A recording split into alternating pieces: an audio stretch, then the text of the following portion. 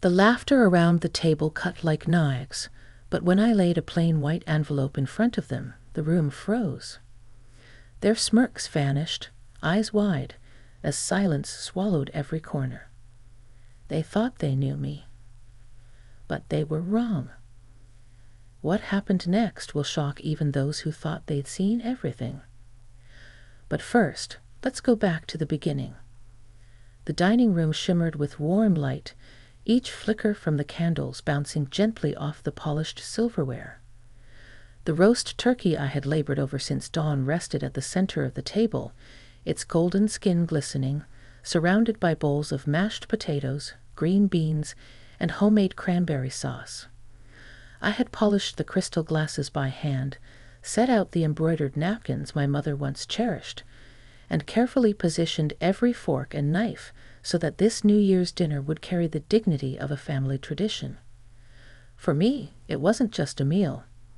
It was a reminder of the countless years I had fought to keep this family together, even when life tried to tear us apart. As I stepped back to take in the scene, pride swelled in my chest. Every wrinkle on my hands, every ache in my back from bending over the oven, seemed worth it when I imagined my children sitting together, laughing, remembering that beneath the hardships, we were bound by something sacred. For just one night, I wanted peace. But the peace shattered before it even began. Jennifer, my eldest, sat tall at the far side of the table. Her designer dress shimmered under the light, her nails painted with the kind of precision that comes from weekly salon visits.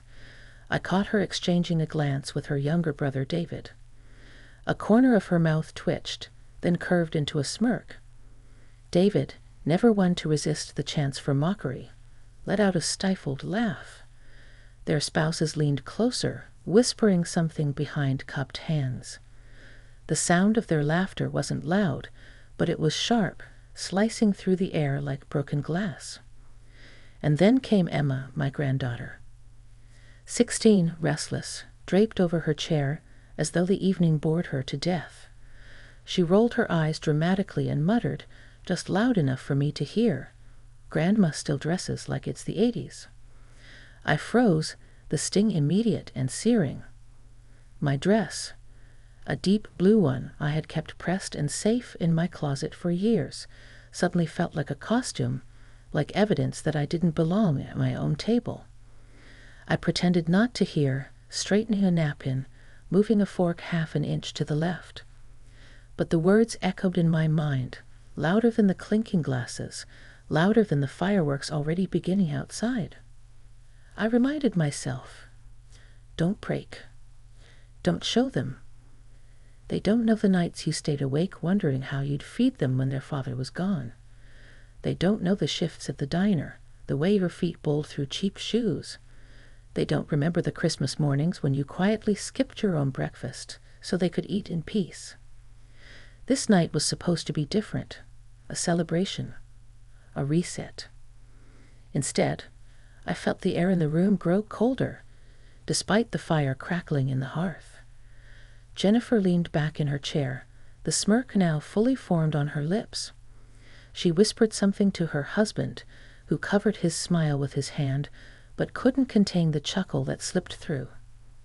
David, always eager to perform, added, "Careful, Mom, don't trip over those old shoes. They look like they belong in a museum."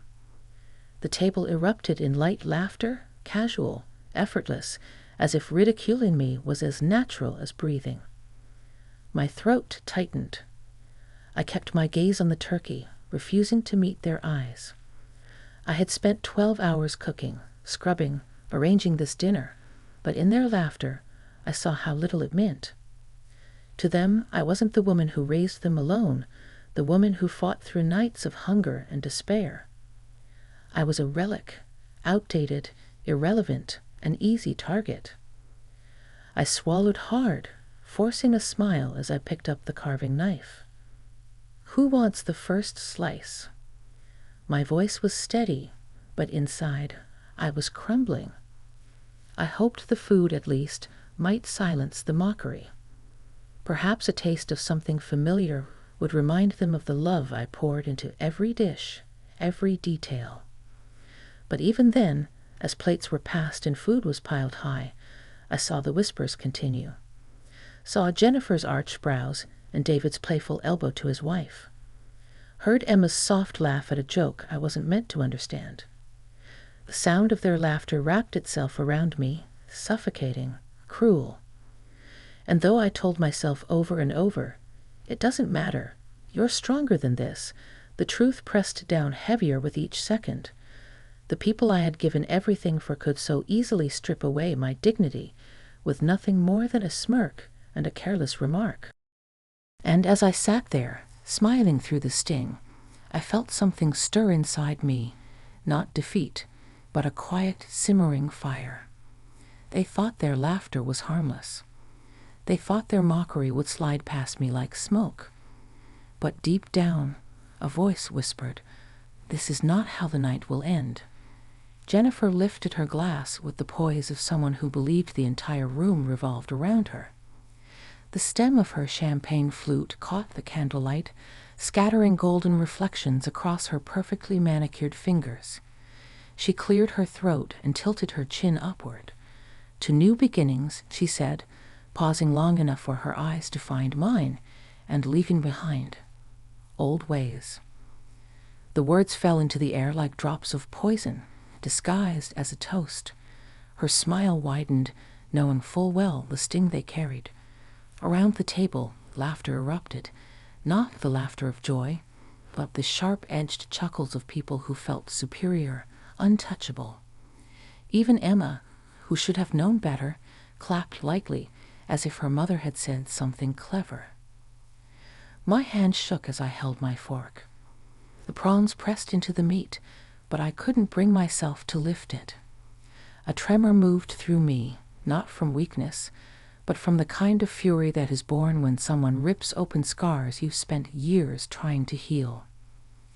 David, never one to let his sister hold the spotlight for long, leaned back in his chair, smirk tugging at his lips. "And maybe this year," he added, his voice raised enough to carry, "Mom can finally learn how to use an iPhone instead of that dinosaur she calls a phone." He tapped his own sleek device for emphasis, and once again, laughter rolled across the table like a wave crashing against fragile stone. I swallowed hard. Their amusement stabbed at me, each laugh a reminder that in their eyes I was no longer a figure worthy of respect, only of ridicule. They didn't see me, not the woman who held this family together with blood, sweat, and sleepless nights.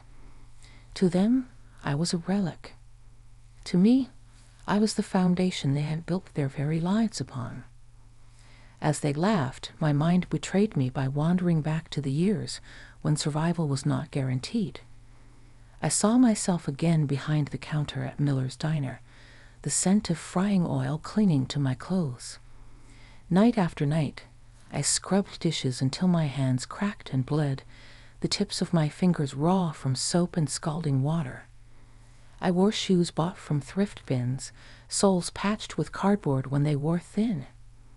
My coat had holes at the elbows, but I wrapped it tighter anyway, telling myself warmth was a luxury I could not afford. Their father's passing had left me with nothing but overdue bills, and 2 children who looked up at me with questions I could not answer. I worked shifts that stretched into dawn. I skipped meals so they could eat.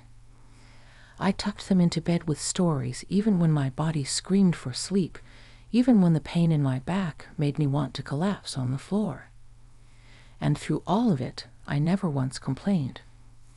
I smiled at them in the mornings, placed lunches into their hands, and whispered promises that tomorrow would be better. I believed it myself, because if I didn't, then what else was there to hold on to? But now here they sat, adults who had reaped the fruit of my sacrifice, mocking me for not knowing the latest phone, the newest style, the trendiest joke. They had forgotten, or perhaps they had chosen to forget, the price that was paid for their comfort. Jennifer leaned closer to her husband, whispering something I couldn't hear. He chuckled, glancing at me out of the corner of his eye. It was the kind of laugh people use when they feel safe, certain the butt of the joke is powerless to fight back. And I wondered, did they really think I hadn't noticed? Did they believe their snickers and smirks went unseen? No, I noticed every flicker of contempt in their eyes, every sideways glance. They wanted me to feel small. They wanted me to remember that, in their world, I was outdated, unnecessary, replaceable. But what they didn't understand was that every barb only carved deeper lines into a well of resolve I had been filling for decades. Their cruelty reminded me not of weakness, but of the strength I had forged in silence. I had lived through hunger. I had faced nights of despair so thick I could barely breathe. And I had endured, not for myself, but for them. Each joke, each laugh wasn't just humor. It was a blade, and those blades, sharpened with ingratitude, did not wound me in the way they intended. They did not reduce me. They did not erase me. Instead, they fueled something dangerous, something quiet, something they had long forgotten their mother could possess. The unbreakable determination of a woman who had already survived the worst life could throw at her. As the laughter finally died down, I lifted my glass, hands steady now, and pressed it to my lips. I drank slowly, my eyes never leaving Jennifer's. She mistook my silence for submission, my stillness for surrender. But she could not see what was stirring beneath the surface. She had no idea. None of them did.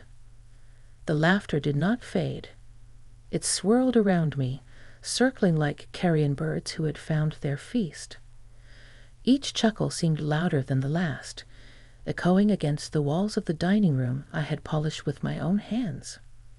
My chest tightened, my breath shallow, as though the very air I had worked so hard to fill with warmth was now thick with smoke, choking me. Mark, my son-in-law, leaned forward across the table, the glint in his eyes as sharp as the smirk curving his lips. Maybe next year, Mom will finally let someone else host. Her cooking is, well, traditional. The word dripped with disdain, the kind that dresses itself in politeness, but is meant to slice. Emma, barely 16, giggled at his remark, lifting her hand to cover her mouth, but failing to conceal her delight. Her laughter stung most of all, not because of its cruelty, but because it proved how easily disrespect traveled down generations. The granddaughter I once rocked to sleep in my arms, the child who had clung to me when storms rattled the windows, now learned to find amusement in mocking me. I lowered my gaze to the plate before me, staring at the turkey I had basted for hours, the mashed potatoes whipped until my arm ached, the cranberry sauce stirred until it gleamed. I forced the tears back, pressing my tongue against the roof of my mouth to hold them in place. Tears would only feed them, would only confirm what they already believed, that I was fragile, outdated, a relic too brittle for the present. But inside, something entirely different stirred. The storm rose. Every word they hurled was not merely a jest. It was an attempt to erase me, to blot out the decades of sacrifices I had made for them. Their smirks were not just about food or clothes. They were a declaration that in their eyes, I no longer mattered. I thought of the nights when I had stood over a sink filled with icy water, scrubbing plates until my hands cracked, while they slept soundly in warm beds. I thought of the mornings when I rose before dawn to pack lunches, my stomach empty, but my heart full of hope that their day might be brighter than mine. I thought of the times I went without a coat so they could have one, the winters when my breath crystallized in the kitchen, as I made sure they never missed a meal. And now, after everything, they dared to reduce me to a punchline.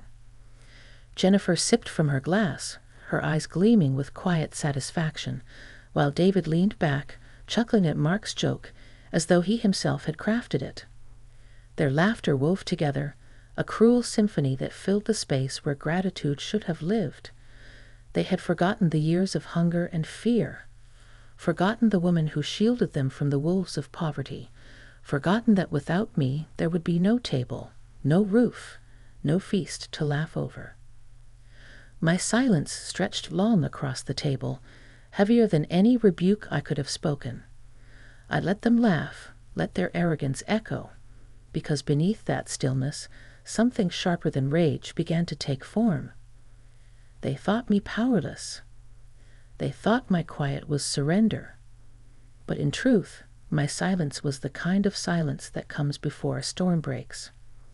I lifted my fork and pressed it into the turkey, steady now, my hand no longer trembling. I cut the slice clean, placed it on my plate, and chewed slowly, deliberately, as though I were tasting not just food, but the years of labor and love embedded within it. I felt the fire in my chest burn hotter, not with sorrow any more, but with the clarity of recognition. I was not weak. I was not forgotten. I was not erased. No, what they had truly forgotten was who I was. They had forgotten that I was the woman who stood when the world demanded she kneel. The woman who made something from nothing. The woman who had learned to survive when survival seemed impossible. I looked up briefly, my gaze sweeping over Jennifer, David, Mark, even Emma. None of them noticed the shift in my eyes, too consumed with their smugness. They mistook my stillness for resignation. But what lived inside me was no resignation. It was calculation, a patience forged in decades of hardship. They had sharpened their knives with mockery, thinking to carve me into nothing. But they had no idea I had been forged in fire long before they ever learned to laugh. My silence was not weakness. It was preparation. And though they could not see it yet, the storm they had summoned with their cruelty was gathering strength, waiting for the moment to break. And when it broke, it would not be me left trembling. The old grandfather clock in the corner began to chime, its heavy pendulum marking each strike with the gravity of centuries. Midnight? Outside, the neighborhood erupted in celebration. Fireworks burst across the winter sky, crackling like fierce applause. Yet inside my home, the air remained thick, brittle, ready to snap. The laughter that had encircled me for the past hour still lingered in the corners of the room like smoke, but I would allow it no further. I pushed my chair back slowly, the scrape of wood against wood cutting through the chatter like a blade. Every eye flicked toward me. My knees ached, but I rose tall, spine straightening with a strength I hadn't felt in years. My hand slipped into my cardigan pocket, closing around the envelope that had sat there all evening like a quiet, pulsing secret. For hours I had endured their ridicule, but now the moment had come. "I've listened long enough," I said, each word carved from stone. My voice did not rise, but it carried, steady, calm, weighted with the gravity of years unspoken. The laughter stopped as if someone had cut a wire. Jennifer tilted her head, brows raised in mock curiosity. David shifted in his chair, smirking as though expecting some feeble protest. Mark crossed his arms, a flicker of impatience flashing across his face. Even Emma, still smirking moments earlier, sat up straighter, sensing a shift she couldn't quite name. David chuckled nervously, breaking the silence. "Mom, what's that? Another old letter? A recipe? Don't tell me you're about to read us one of your diner stories." His attempt at humor fell flat, hanging in the air like ash. I placed the envelope on the table, right in the center where the turkey had once sat, now reduced to scraps. My fingers lingered on the paper, tapping it gently, a rhythm that echoed like a heartbeat. "You think I'm behind?" I began, my gaze sweeping slowly across each face.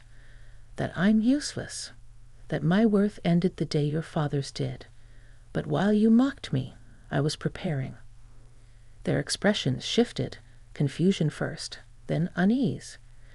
The envelope lay like a loaded weapon, its meaning concealed but its presence undeniable. I tapped it again, steady, deliberate. "This," I said, my voice unwavering, "is the deed to this house, paid in full." Jennifer's smirk faltered. Mark leaned forward, his confidence cracked by surprise. "And inside," I continued, sliding the envelope closer to the center, "are the checks dividing the inheritance your father left, and the savings I managed to build all on my own." The words landed like thunder, silencing even the faint echoes of fireworks outside. The same mouths that had ridiculed me only minutes before now hung open, frozen in disbelief. Their laughter, once so loud and unrelenting, had been snuffed out in an instant, replaced by stunned silence. I studied their faces, every flicker of shock, every twitch of unease. Jennifer blinked rapidly, as though trying to process the meaning. David's smirk collapsed into a hard line, his jaw tightening. Mark's lips parted, his arrogance bleeding into uncertainty. Even Emma, young, arrogant Emma, dropped her gaze, the fire in her eyes dimming. For years I had borne their mockery quietly, telling myself silence was survival. Tonight, my silence had transformed into something else entirely: power. The weight of decades sat in that envelope. The diner wages saved penny by penny, the nights spent studying investments when exhaustion begged me to sleep, the determination that had carried me through grief and scarcity. They thought me a relic, but relics endure. Relics outlast. As I stood there, watching their bravado drain away, I felt something inside me settle. This was not revenge. It was revelation. The truth I had carried quietly in my pocket was no longer mine alone. It belonged now to the room, and its weight pressed down on them as heavily as it had sustained me. I did not raise my voice. I did not need to. The envelope had spoken louder than any fury ever could.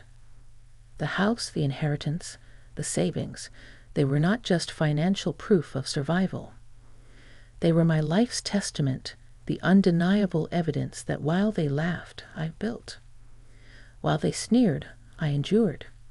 And while they saw weakness, I was carving strength into permanence. The silence stretched long, punctuated only by the faint ticking of the clock and the distant crackle of fireworks. For once they could not meet my eyes. For once it was their turn to sit in the quiet they had forced upon me, their own reflections staring back at them in the mirrored surface of my resolve. And though they did not yet know it, the balance at this table had shifted forever. Jennifer's smirk evaporated as though someone had wiped it clean from her face. The confidence she wore like armor cracked, leaving behind a stunned stillness. Her hand, still clutching the stem of her glass, trembled just enough to rattle the champagne against the rim. The sparkle in her eyes, once sharp with mockery, dulled into uncertainty. David leaned back in his chair, his complexion draining to an ashen shade that betrayed his disbelief. Only moments before he had laughed the loudest, fueling the chorus of ridicule. Now his posture sagged, shoulders collapsing inward, as if the weight of the envelope bore down on him more heavily than it did on me. Mark's grin, the arrogant mask he never seemed to remove, collapsed entirely. The air of smug superiority slipped from his features, leaving him bare, exposed, and suddenly small. He opened his mouth, but the words faltered on his tongue. At last he managed, "Wait, Mom, you never told us." I cut him off sharply, my voice as steady as stone. Why would I? The question hung in the air like a gavel strike. You never asked. You never wondered what it took to keep this house standing, what sacrifices built the ground you walk on. You assumed I was weak, out of touch, disposable. My gaze moved deliberately from one face to the next, piercing through their silence. But while you laughed, I worked. While you rolled your eyes, I endured. I invested when you thought I was fumbling with old bills. I saved when you assumed I was wasting away in irrelevance. Every cruel word you threw at me, every whisper of mockery behind my back, those were the stones that built my determination. The table, once alive with clinking glasses and biting jokes, had gone silent. The only sound left was the faint hiss of the fireplace, its flames reflecting in their wide eyes. Emma, my granddaughter, shifted uncomfortably in her chair. The defiance that had colored her earlier smirk drained from her young face. She lowered her gaze, eyes fixed on her plate as shame spread across her features. For the first time all evening, her arrogance broke, replaced by something raw and unguarded: recognition. Even she, in her youth, understood the magnitude of what had been revealed. I let the silence stretch, not to torment them, but to allow the truth to sink into their bones. It was not vengeance I craved, not humiliation for the sake of revenge. No, what I felt was something purer, something weightier: justice. They had painted me as outdated, irrelevant, a figure to mock at the family table. Yet here I stood, having outwitted, outlasted, and outworked every single one of them. Their lives of comfort had been paved by my relentless endurance, and tonight the balance of power had shifted. For once, they could not look down at me. They had to look up. Jennifer's lips parted as though she wanted to speak, but no words came. Her hand, still trembling, set the glass down carefully to keep from shattering it against the table. David stared at the envelope as if it were a coiled snake, ready to strike, his arrogance shriveled into uneasy silence. Mark clenched his jaw, his earlier bravado replaced with the hollow look of a man unmasked. And then there was Emma, still avoiding my eyes, her hands folded tightly in her lap. Her silence spoke louder than anything the others could have said. Shame, thick and undeniable, wrapped itself around her shoulders. I breathed deeply, the weight of decades lifting from me with each inhale. For the first time all night, I allowed myself to smile. It was not the smile of malice, not the grin of someone who reveled in another's downfall. It was a smile of liberation, of release. I no longer needed their approval or their pity. I had carried my truth in silence for too long, and tonight it had finally spoken for me. The humiliation they felt now was not a cruelty I inflicted. It was a mirror. In that envelope, they saw not only my triumph, but their own blindness. Every sneer, every cruel laugh, every careless dismissal, they had all been recorded in the ledger of memory. And now, with a single gesture, I had balanced the books. I looked at them, my children, their spouses, my granddaughter, and saw not enemies but people confronted by the consequences of their arrogance. They had tried to erase me, and instead they had erased their own illusions. The room that had once rung with laughter was now drenched in silence. Heavy, unshakable silence. And in that silence, I found my justice. It was not about money, not about deeds or checks. It was about reclaiming the respect they had stripped from me. Tonight, I stood not as the relic they imagined, but as the cornerstone they had forgotten. And as the fire hissed softly in the hearth, I felt lighter than I had in years. The storm within me had passed, leaving behind clear skies. For the first time in a long time, I smiled, not from bitterness, not from victory over them, but from liberation. I was free. The silence in the room had weight, as if it pressed against the very walls, bending them inward. Not even the faint crackle of the fireplace or the distant booms of fireworks could break it. It was a silence unlike the one I had endured earlier, the silence of mockery, where words sharpened like knives circled me without pause. This silence was different. It was raw, humbled, stripped bare. It was the silence of recognition. I pushed the envelope closer across the table. Its edges caught the light, the plain white paper suddenly brighter, more significant than any decoration or feast laid out that night. You want new beginnings? I asked, my voice calm, yet carrying the command of someone no longer willing to bow. Then start with respect. Everything you see here, this home, this meal, even your future, is because of me. The words did not need to be loud. They fell into the silence like heavy stones, rippling outward into the very souls of those who sat across from me.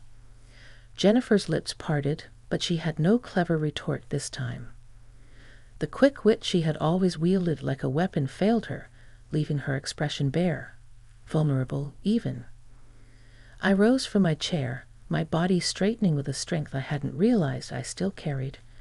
My knees no longer felt like burdens, my back no longer ached beneath the years.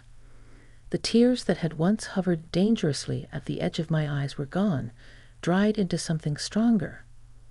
In their place was a calm certainty, a power my children could no longer deny or diminish. For the first time all evening, Jennifer's voice carried no sarcasm. It came out small, tentative, like a child caught in a lie. Mom, we're sorry. The words hung trembling in the air, and though her pride fought to swallow them back, she let them stand. David could not even manage words. He simply nodded, his head bowing slightly. The arrogance that had so often hardened his features dissolved into something softer, something almost remorseful. His silence now was not dismissive. It was conceding. Even Emma, her youthful rebellion stripped away, sat still, her gaze fixed on the tablecloth. She fiddled with the edge of her napkin, her earlier laughter now a memory she clearly wished she could erase. For the first time, shame and understanding had touched her, and though she did not speak, her quiet was its own form of apology. I breathed deeply, letting the moment settle into me. There was no triumph in their shame, no gloating in their regret. This was not about conquering them. It never had been. What filled me now was not vengeance, but release. For years, I had carried the weight of being unseen, unheard, dismissed as irrelevant. Tonight, I have laid down that burden, not by pleading, not by anger, but by truth. I turned and walked toward the window. The cold glass reflected the faint flicker of my face, illuminated by the bursts of color exploding outside. Fireworks arced into the night sky, blossoming into red, gold, and silver before fading into smoke.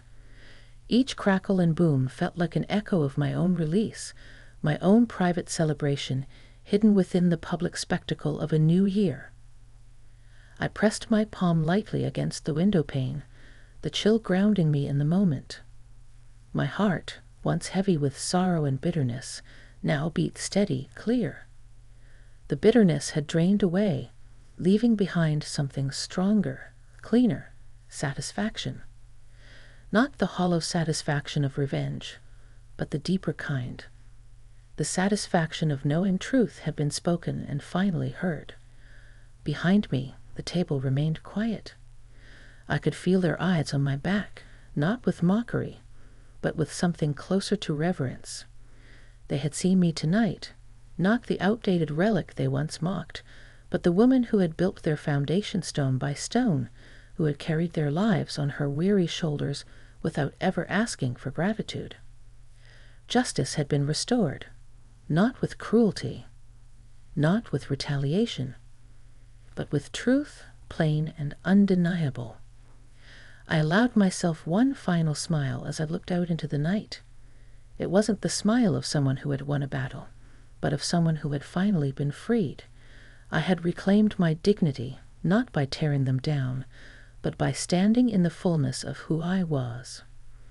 The fireworks continued to light the sky, each burst scattering color across the darkness. And for the first time in many years, I felt that same brightness within myself. The laughter that had once cut me down no longer had power. The silence that now filled the room was my victory, my proof that sometimes the greatest justice is not in punishment, but in revelation. And in that revelation I stood whole again.